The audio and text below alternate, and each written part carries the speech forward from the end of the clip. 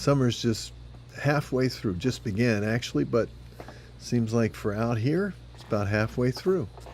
Hope you're doing well. I want you to just take a moment and think. There's that verse in Nehemiah chapter 8 and verse 10.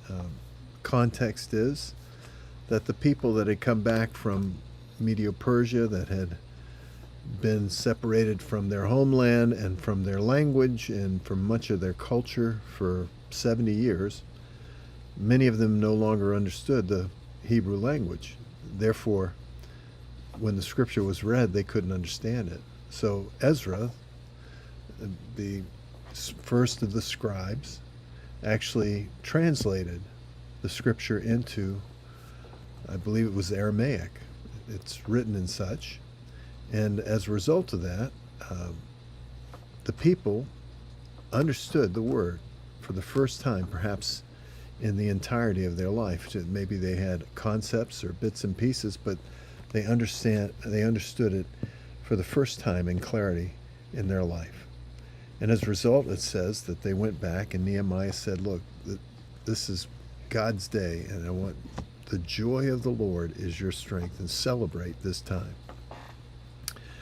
I just want you to take a moment and think about the things that make you happy. And there's lots of things in our life that make us incredibly happy. I can't begin to list all the blessings, beginning with the gift of a precious partner in life that I have with Sue, and God couldn't have given me any better. And the children that God gave me, they're gifts, and our grandkids, they're gifts. But they're blessings as God's added to me.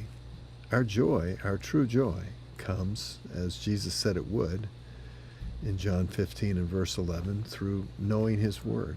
In other words, we know him.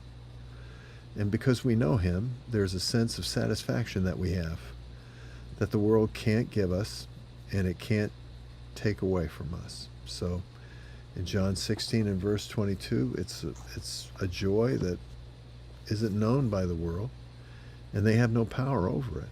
That means that it's not circumstantially bound.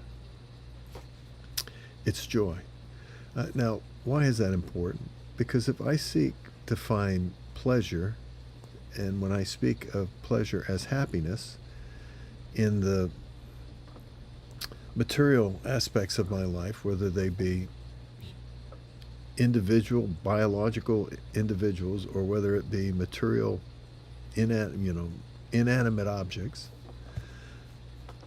that happiness is bound by what we know to be the world around us. It's a law of decay. In other words, nothing truly is continues. Everything decays. Even relationships change over time.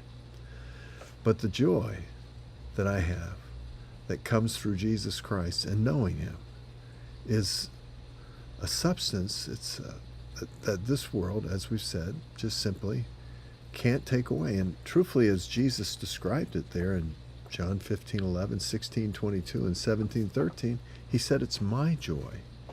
And I want it to be, in verse 13 of chapter 17, fulfilled in them, made full in them.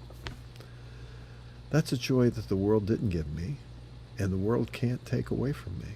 It's a joy that came from knowing God. Much like, if you can imagine, people that had the scripture but couldn't understand it. Think what it would be like if we didn't have the Bible, and yet we had this sense of a relationship with God, but we had no clear understanding of what it meant, what his expectations were, what he has done for us. It would be torture in many ways. But God has been so faithful to give us his word and to let us come to a relationship with it through his Spirit.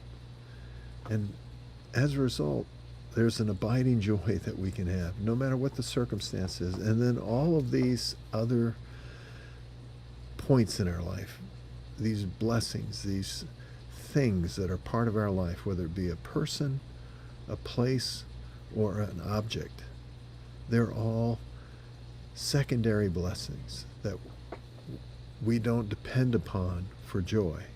We can now be thankful. And I can't describe to you how important it is that we learn to just simply be a people that are happy with Christ because we know him, and then blessed with those things that are in our life, those people and things that are in our life, so that our happiness and joy is not dependent on circumstance, situations, or an individual, but Christ himself. Till next time, have a happy day.